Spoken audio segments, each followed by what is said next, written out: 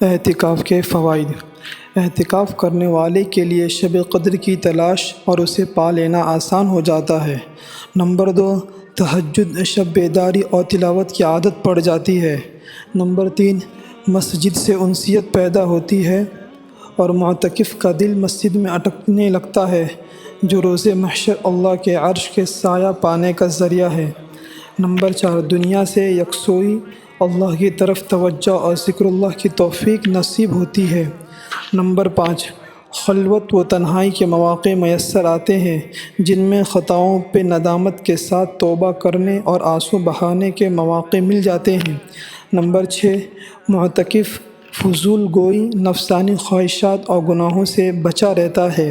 Number 7، جائز دنیاوی امور اور مرغوب چیزیں چھوڑنے کی بنا پر دنیا سے بے رغبتی پیدا ہوتی ہے۔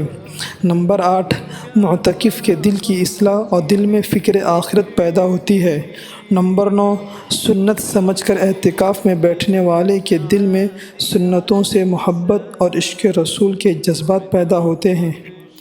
نمبر 10، زندگی تبدیل کرنے اور اسے شریعت کے سانچے میں ڈھالنے کا ولولہ پروان چڑھتا ہے۔